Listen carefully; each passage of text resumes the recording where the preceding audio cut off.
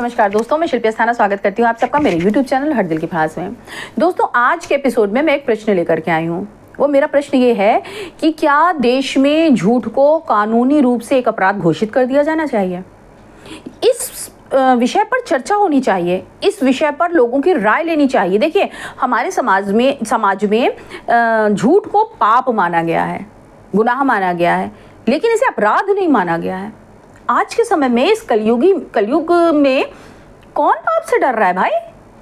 हर आदमी सरेआम झूठ बोल रहा है, झूठे केसेस कर रहा है, झूठी गवाहियां दे रहा है, झूठे नैरेटिव सेट कर रहा है, जनता को झूठ बोल बोल के बरगला रहा है।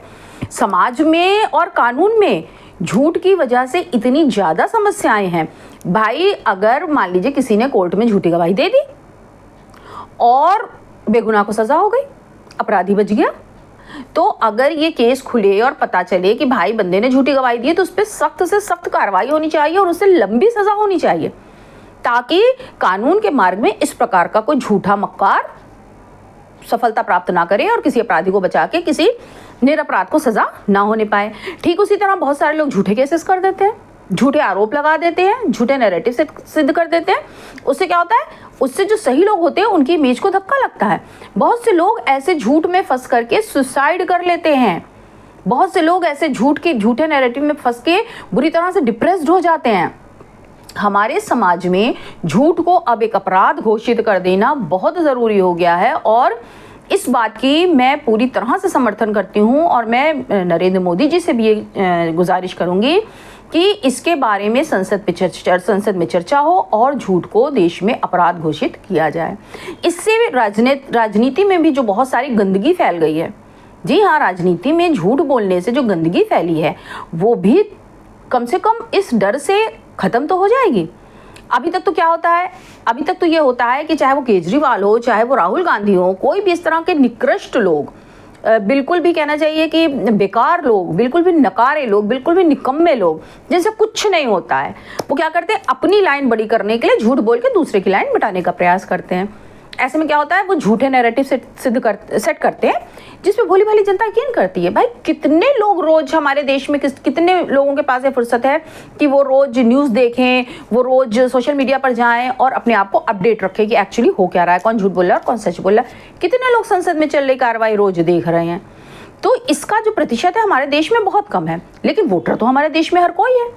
तो इसका इफेक्ट क्या पड़ता है, इसका इफेक्ट वोटिंग पर पड़ता है। जैसे अभी तत्कालीन जो लोकसभा 24 के चुनाव हुए, इसमें विपक्ष ने जो इतनी सीटें हासिल करी, आपको क्या लग रहा है अपने काम के बल पे हासिल करी हैं? इन्होंने सरासर ये सब झूठ के बल पे हासिल करी हैं। झूठ बोलने की राजनीति में शुरुआत सबसे पहले केजरीवाल ने करी। क्या करता था वो उछाल के पत्थर मारता था, धप्प से मारता था पत्थर झूठ का और भाग जाता था। अगर सामने वाले ने उसको इग्नोर कर दिया तो भैया वो बल्ले बल्ले कहता था, देखो मैं सच बोल रहा हूँ, देखो मैं सच बोल रहा हूँ। और अगर पकड़ा जाता था तो माफी मांग लेता था।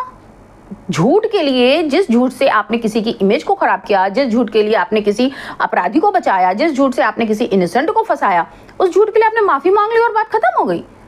झूठ के लिए केवल माफी का प्रावधान क्यों है, सजा का प्रावधान क्यों नहीं है? और एक कम अक्ल बच्चे की तरह, मोदी जी के शब्दों में कहें तो बालक बुद्धि इंसान की तरह राहुल गांधी ने बड़ी तेजी से केजरीवाल की जितनी भी नीतियां थी अडॉप्ट कर ली।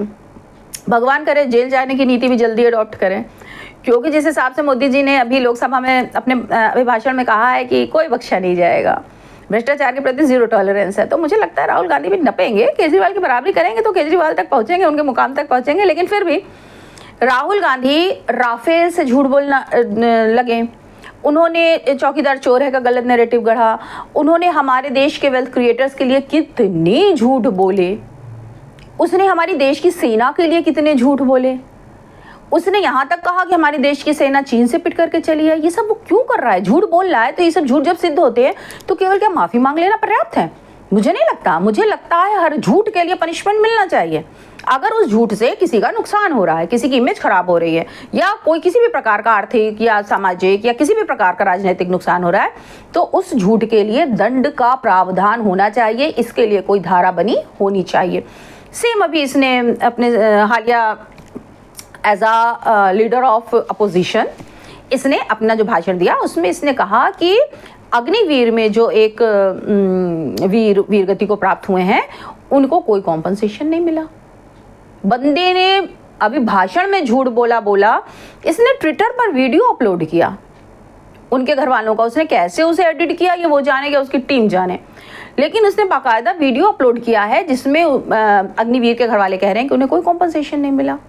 इस पर सेना को आना पड़ा ये क्लैरिफाई करने के लिए कि नहीं भाई, दिया गया है, 98 लाख दिया जा चुका है और अभी शायद 1,65,000 दिया जाना है, जिसमें से 98 लाख दिया जा चुका है और कुछ क्लियरेंस के बाद 67 लाख और दिया जाएगा।